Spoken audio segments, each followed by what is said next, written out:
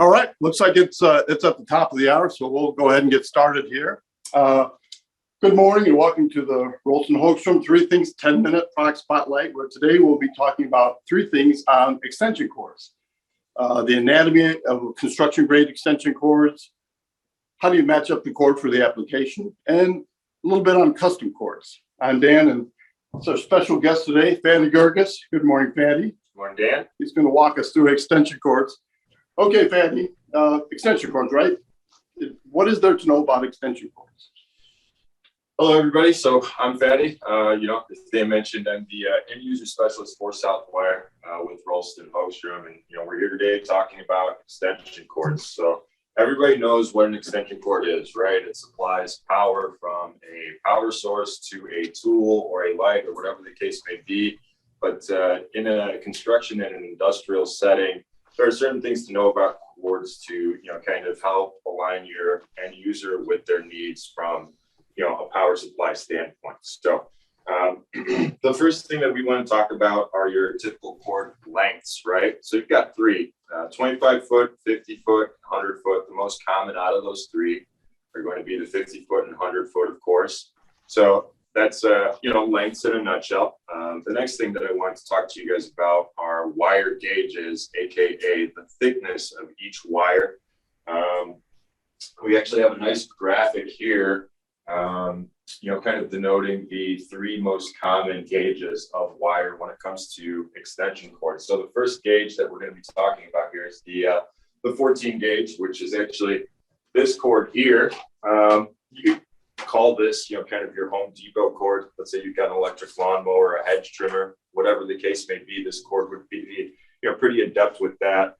One thing, and then also here on this graphic, it kind of has a visualization of, the type of tools that would work with this. So, a little wired 1/2-inch drill or a screwdriver or a mini grinder.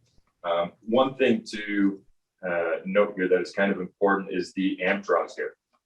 So with the 14 gauge, because of the specific thinness of the conductors on this cord here, you'll notice at 100 foot versus 50 foot, you actually lose a couple of amps downstream. So with this 100 foot cord here, you're only good for 13 amps versus at 50 foot 15 and 25 foot 15 as well. So the next thing that I wanted to talk to you guys about is is stepping up in gauge. Now, 12 gauge, you can kind of call this the industry standard when it comes to the construction industrial setting. And as you can see here with the slightly heavier gauge here, you're going to be stepping up into heavier duty tools, your 6-inch grinders, your worm drive saws, your table saws.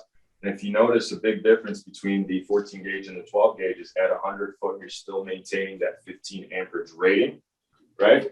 And then stepping up into, the big boy in terms of the construction industrial extension cords is the 10 gauge. Who's going to use a 10 gauge? Well, it's rated at 20 amps through 100 feet.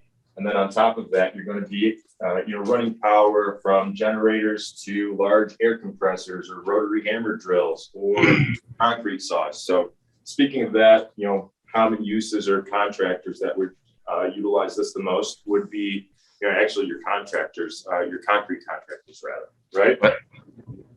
So stepping up now, another thing that I wanted to talk about was the jacketing of different cords. So you have your basic outdoor cord here, and as you can see here, there's a temperature range here that's -20 degrees Celsius up to 60 degrees Celsius, right? Stepping up from that is the polar solar cord, which has a range of 40 degrees Celsius negative up to 105 degrees Celsius. Now you might be thinking, why would you need to operate at those temperature extremes? This is just merely stating that this cord is capable of operating with, at those extremes. But it's really intended to say that, on a mid-February day when it's 10 degrees outside in the Midwest, this cord is going to remain much more flexible, the polar solar cord, than your typical 12-3 outdoor extension cord. So a few differences in cords there and options. The next thing that I want to talk to you guys about is the Southwire's custom cord program. You've got 2 options available here. Basically, you've got the limited custom cord program, which Starts at a minimum run requirement of 2,500 feet. It limits you to your 12 gauge cord, which is the most common gauge cord, extension cord wise. And then the receptacles are going to be limited to the NEMA 5-15P. Opening it up, you're going to go into your full custom cord program. And as you can see here, it opens it up to a much wider range of colors.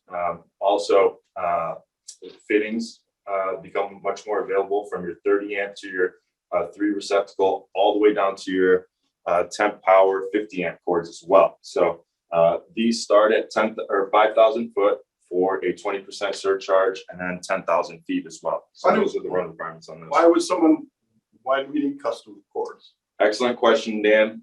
Think on a busy job site, cords laying all over the place, theft deterrence, easy identifiability. You get your company name printed out there, plus that custom color as well. Helps your cords stick out on the job site from everybody else's cords. Okay, makes sense. Yeah. Let's see, you've got a plug configuration down there. What is that? What does that refer to? Can you get different plugs on the cords? Yeah, this is more of a visualization of what's available to you.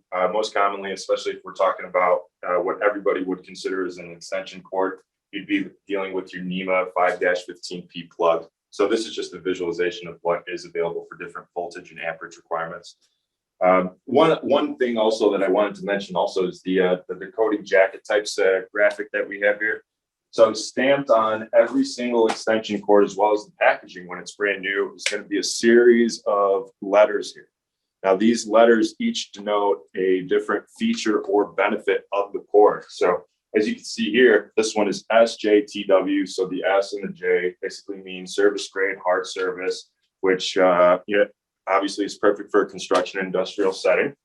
The T stands for thermoplastic, which denotes the kind of PVC the jacketing is, which protects, of course, protects the conductors on the inside. The W is it's outdoor rated, which means it's going to be moisture resistant as well as UV rated as well. So, and guys, that's extension cords in a nutshell. By the way, everything that you see on this plans board here was pulled out of this catalog. Dan is going to provide a link for this catalog so that you can view it as a PDF. And if you want it mailed out, we could surely do that for you as well. So just reach out and we'll have it sent straight to you.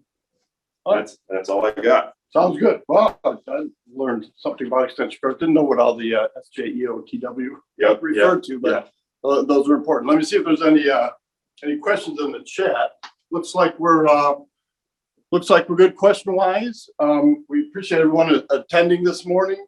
Betty, appreciate it. Love a lot. Thank you. Have a great day.